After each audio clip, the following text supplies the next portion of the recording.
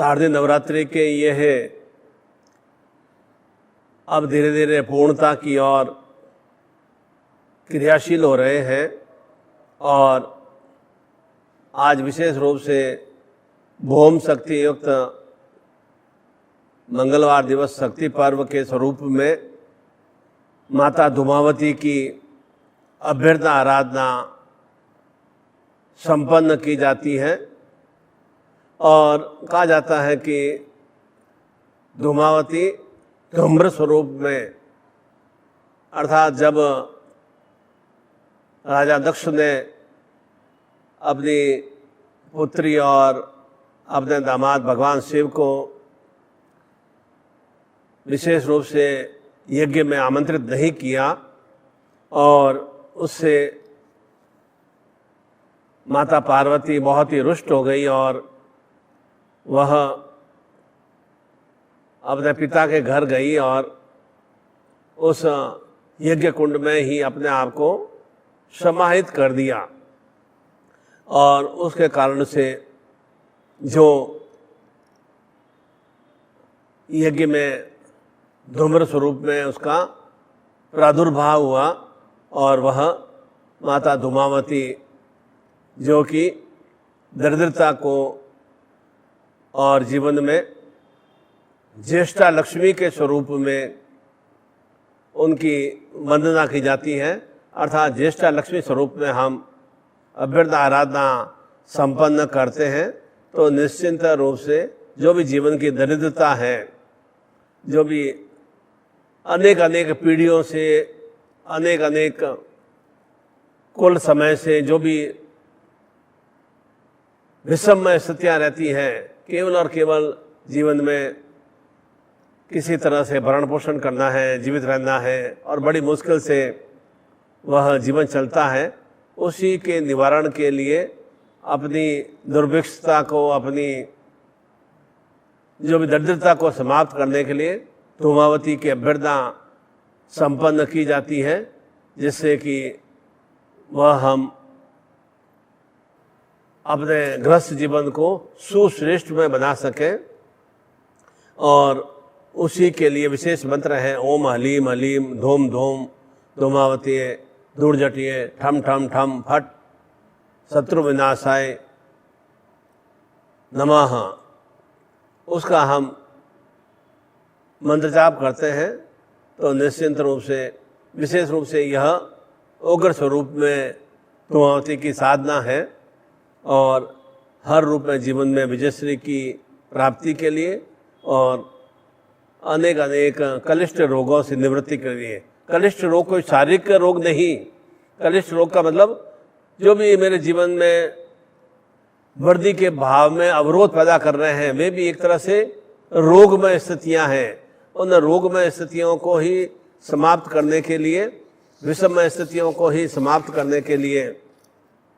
यह धूमावती की साधना संपन्न की जाती है। और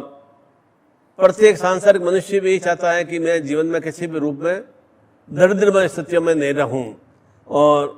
जो भी दरिद्रमय स्थितियों में जिस तरह से अभी पिछले 18-20 महीनों से कोरोना काल के कारण से अनेक अनेक हमारे परिजन, हमारे परिवार के ही सदस्य अकाल मृत्यु से ग्रसित हो गए, अकारण ही हष्टपुष्ट होते हुए भी वे अनेक कुरोगों से युक्त हो गए और कष्ट और पीड़ाओं से, और साथ ही साथ में रोजगार और नौकरियों पर भी बहुत ही ज़्यादा एक दरिद्रमय स्थिति आई। अनेक करोड़ों करोड़ों व्यक्तियों के रोजगार समाप्त हो गए, व्यापार एकदम बिल्कुल भी समाप्त हो गए। तो ये सब स्थितियाँ एकाएक इस तरह से आना, उसके निवारण के लिए ही विशेष रूप से धूमावती की साधना और शक्तिपात दीक्षा से हम इस भूम प्रदोष पर, इस भूम दिवस पर, मंगलवार दिवस पर हम आत्मसात करते हैं तो निश्चिंत रूप से पुनः हम वह सुखदमय स्थितियों से युक्त हो सकते हैं। और ऐसा ही भाव चिंतन यह महालक्ष्मी का पर्व है और जो कि स्वाति नक्षत्र युक्त है। और स्वाति नक्षत्र के बारे में हम सभी जानते हैं कि किस तरह से वह सीप एक वैसे विशेष स्वाति नक्षत्र की बूंद को या स्वीकार करते हुए वह मोती प्रदान करता है। तो ठीक उसी तरह से ऐसे स्वाति नक्षत्र पर्व पर इस पूर्ण रूप से कार्तिक अमावस्या पर्व पर हम वह महालक्ष्मी की अभ्यर्थना साधना संपन्न करते हैं तो हमारी दरिद्रता है वह ध्वस्त हो पाती है। किस तरह से हम साधना के स्वरूप के माध्यम से अपनी दरिद्रता को विस्फोट करके समाप्त कर सकें वह और निरंतर जीवन में सौभाग्यता की वृद्धि हो, और ऐसा ही भाव चिंतन की प्राप्ति के लिए। और विशेष रूप से बृहस्पतिवार का दिवस भी है, स्वाति नक्षत्र है, और विशेष रूप से आयुष्मान योग महापर्व भी है जो कि हमें जीवन में अनंग कामदेव सौंदर्य स्वरूप को प्रदान करता है। और साथ ही साथ में धन त्रयोदशी और वह सौंदर्य चतुर्दशी का युग्म स्वरूप भी है। तो ऐसे धन त्रयोदशी पर्व पर और सौंदर्य पर्व युक्त और विशेष रूप से वह कार्तिक अमावस्या तिथि पर जो कि घोर रूप में अंधकार में होती है, उस अंधकार में अपने आप को किस तरह से प्रकाशित कर सकें वह भाव चिंतन की प्राप्ति के लिए विशेष रूप से इस के लिए आपको विशेष मंत्र जाप के लिए पारद माला और विशेष रूप से पारद कच्छप और यह दरिद्रता निवारण विशेष यंत्र और यह लॉकेट आपको गणपति विघ्नहर्ता के स्वरूप में लक्ष्मी के रूप में आपको प्राप्त होगा। और ये पारद कच्छप और ये सुंदर पैकेट में आपको भेजा जाएगा, जिससे कि इसे आप बहुत अधिक समय तक अपने घर के जहाँ भी धन लक्ष्मी रखते हैं पूजा स्थान में या जो भी आपका तिजोरी है वहाँ पर भी उसे रखेंगे तो निश्चिंत रूप से जो भी जीवन की दरिद्रता के भाव हैं वे अवश्य ही समाप्त हो सकेंगे। और ऐसे ही सिंह लगन में विशेष अभ्यर्थना आराधना 4 नवंबर को हम आपके पास में प्रत्येक परिवार के प्रत्येक सदस्य के पास में ऐसी सामग्री हो और वह विधि विधान स्वरूप साधना को संपन्न करता है तो निश्चिंत रूप से उसके जीवन में अनेक स्वरूपों में आरोग्य लक्ष्मी के रूप में, संतान लक्ष्मी के रूप में, ज्ञान बुद्धि लक्ष्मी के रूप में, सौभाग्य शक्ति के रूप में वह लक्ष्मी से वह युक्त होता ही है। और ऐसी ही सुशक्तियों को आत्मसात करने के लिए यह महालक्ष्मी की अभ्यर्थना आराधना संपन्न करना चाहिए। और प्रतिदिन यह बताने के पीछे मंतव्य भाव चिंतन भी है कि समय बहुत ही सीमित है। और कल भी जैसे मैंने बताया कि आपके पास में यह स्पीड पोस्ट आने में कम से कम 10 दिन लग जाएंगे, तो जितना आप जल्दी चैतन्य में मन पाएंगे उतना ही आपके जीवन में चेतना का विस्तार होता रहेगा। और अगर सुप्त अवस्था में रहेंगे, निद्रा अवस्था में रहेंगे, तो कहा जाता है कि जो निद्रा अवस्था में रहता है वह एक तरह से मृत्यु रूपी स्थितियों से युक्त है। तो हमें मृत्यु रूपी स्थितियों से महामृत्युंजय युक्त बनना है, अर्थात मृत्यु पर मैं विजय प्राप्त कर सकूं। और उसी भाव चिंतन के लिए विशेष रूप से आप थोड़ा एक अनुरोध करेंगे या जैसा आप आदेश करेंगे उसी के अनुरूप आपको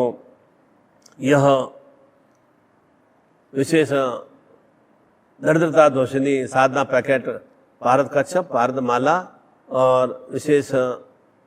यंत्र और लॉकेट आपको इस बहुत ही अच्छे पैकेट में पैकिंग करके आपको भेजा जाएगा। इसीलिए कहा जाता है कि जीवन में सबसे महंगी चीज़ कोई बड़े बड़े भवन या बहुत बड़े ज़्यादा ज्वेलरी या बहुत बड़ा मेरे पास कोई दूर हीरा हो वह नहीं है। सबसे ज़्यादा जीवन में कॉस्टली चीज़ है वर्तमान समय। यह वर्तमान समय एक बार चला जाता है तो पूरी दुनिया की संपत्ति भी हम प्रदान करके उस वर्तमान समय को हम वापस प्राप्त नहीं कर सकते हैं। इसलिए वर्तमान में हमेशा बच्चों की तरह, बच्चे क्या करते हैं, छोटे छोटे बालक होते हैं, वे वर्तमान में जीते हैं, इनको अच्छी चीज़ मिल जाती है एकदम प्रसन्न हो जाते हैं, खुश हो जाते हैं। और युवा क्या है, युवा भविष्य की ओर हमेशा चिंतित रहता है कि मेरा आगे 5 साल बाद में क्या होगा, मुझे किस तरह से नौकरी में वृद्धि होगी, किस तरह से मेरा काम चलेगा। वो हमेशा युवा वर्ग भविष्य के लिए चिंतित रहता है और बुजुर्ग वर्ग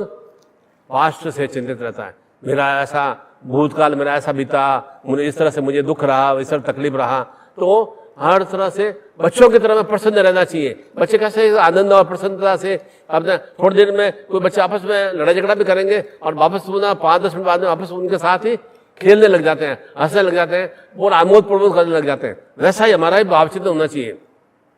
इस तरह से हम अपने आप को बनाकर क्रियाशील रखते हैं ना, तो निश्चित रूप से कभी भी हमारे जीवन में वृद्धावस्था नहीं आती है। और हम यहाँ हिंदुस्तान में तो कहावत है कि सीधा ही बचपन के बाद में बुढ़ापा प्रारंभ हो जाता है, क्योंकि वह इतना अधिक एक गृहस्थ के जंजालों में, पारिवारिक जंजालों में इतना उलझ जाता है कि एक युवा अवस्था का, जवानी का क्या आनंद है, क्या प्रसन्नता है, उसे कुछ एहसास ही नहीं रहता है। केवल 1-2 संतान उत्पन्न कर देना, 3-4 संतान उत्पन्न कर देना और उसी में वह अपने आप को, और उसी लालन पालन में, उसी में वह मलिन रूपी स्थितियों में, कीचड़ में, गंदगी में ही बराबर व्याप्त रहता है। और वह एक सही रूप से वर्तमान समय को जब हम सही रूप से सदुपयोग नहीं कर पाते हैं तो जीवन में कोई तरह से आनंद नहीं ले पाते हैं। इसलिए भविष्य के बारे में चिंता करने की जरूरत नहीं है। वर्तमान को आप अच्छा व्यतीत कर देंगे तो निश्चित रूप से भविष्य स्वतः ही उज्जवल में बन जाएगा। और ऐसे ही भावों की प्राप्ति के लिए विशेष रूप से यह महालक्ष्मी पर्व पर, दीपावली पर्व पर हम यह विशेष साधना संपन्न करेंगे तो निश्चिंत रूप से जीवन की जो भी दुर्भिक्षता है, जीवन के जो भी मलिनता या कलुषता है, वह माता धूमावती के माध्यम से, और उसका विशेष ज्येष्ठा लक्ष्मी की प्राप्ति के लिए विशेष मंत्र है ओम हलीम हलीम धूम धूम धूमावते धूर जटिए शत्रु विनाशाय ठम ठम फट। ओम हलीम हलीम धूम धूम धूमावते धूर जटिए शत्रु विनाशाय ठम ठम फट। ओम हलीम हलीम धूम धूम धूमावते धूर जटिए शत्रु विनाशाय ठम ठम फट। और अनेक सैकड़ों साधकों ने यह विशेष रूप से धूमावती साधना और छिन्नमस्ता भुवनेश्वर साधना संपन्न की है और उन्हें बहुत ही अच्छा शुभ फल की, शुभ परिणाम की भी प्राप्ति हुई है। इसलिए ये तामसिक साधनाएं विशेष रूप से संपन्न करने से यह हमें एक सुचेतना की प्राप्ति होती है और उसी के लिए विशेष रूप से हम यह दुर्गा सप्तशती में जो भी पाठ है वह हम संपन्न करेंगे। और यह वेदोक्त सूत्र है ओम रात्रि व्याख्यान पुरुषाम देवाक्षमी विश्वा आदि सुन ओम अपरात देवचम ज्योतिषा बाधते तम देव्याम अपदेव आसते नम सा ने ओम विद्येश्वरी जगदाति स्थितानि संहार कारिणी निंद्रा भगवती विष्णु तुलाम तम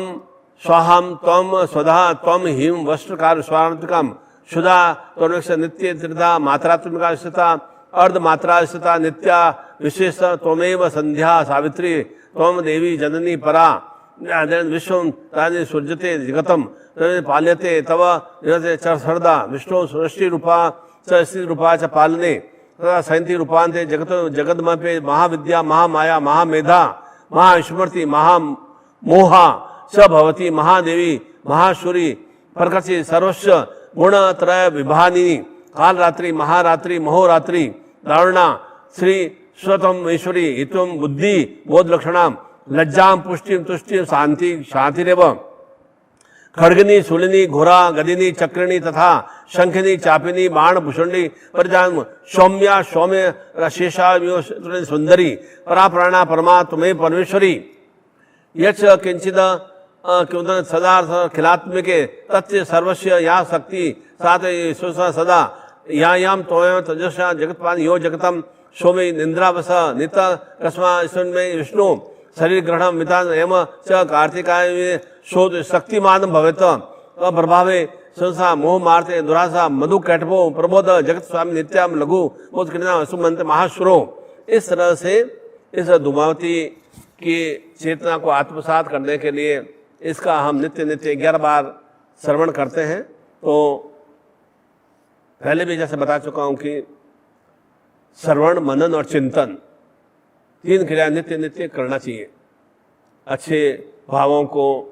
सुनने की क्रिया करना चाहिए और उन भावों का भीतर में आरोहण विलोन करने की क्रिया करना चाहिए और साथ ही साथ में उसे क्रियान्वित करने की क्रिया करना चाहिए। तो निश्चित रूप से जीवन के अनेक कार्य बहुत ही आसानी से सर्व स्वरूप में संपन्न हो ही जाते हैं। और इसीलिए यह विशेष रूप से जीवन में विजयश्री की प्राप्ति के लिए ये धूमावती की साधना हर रूप में आत्मसात करने के लिए उन विशेष माता आद्याशक्ति धूमावती को हम जीवन में उतारने की क्रिया करते हैं, तो हमारे जीवन के जो भी रोग में स्थितियाँ, कष्ट में स्थितियाँ हैं या पराजय भाव वाले स्थितियाँ हैं, वे सभी अवश्य समाप्त होती हैं। और उसका मैंने मंत्र बताया था, ओम अलीम अलीम धूम धूम धूमावती दूरजटिए शत्रु विनाशाय ठम ठम ठम फट स्वाहा। ओम अलीम अलीम धूम धूम धूमावती दूरजटिए शत्रु विनाशाय ठम ठम फट स्वाहा। इस तरह का वृद्ध आराधना धूमावती माता की संपन्न करने से निश्चित रूप से एक सुभावों की वृद्धि होती है और उसी के लिए पूर्णतया नित्य नित्य जैसा शुद्ध भाव से चिंतन करके अपने आप को यह साधनात्मक रूप से क्रियाशील करेंगे तो जीवन के अनेक अनेक सुसाधनों को हम आत्मसात कर पाते हैं। और यही मैं विशेष रूप से आप सभी के लिए वंदना आराधना संपन्न करता हूँ कि आपके जीवन में माता धूमावती निरंतर, जैसे धुआं किस तरह से पूरी प्रकृति में प्रसारित हो जाता है, ठीक उसी तरह से आपका भी कीर्ति यश उस धुम्र के समान में पूरी सृष्टि में व्याप्त हो सके और वह निश्चित रूप से साधन भाव चिंतन से हम उन सुस्थितियों को प्राप्त कर सकते हैं। और वह आद्याशक्ति स्वरूप में माता धूमावती की साधना पूजा संपन्न करने से, शक्तिपात की दीक्षा से युक्त होने से उन सुस्थितियों से हम युक्त हो सकेंगे। ऐसी मैं आप सभी के लिए मंगल कामना करता हूँ, कल्याण कामना करता हूँ। हरि ओम,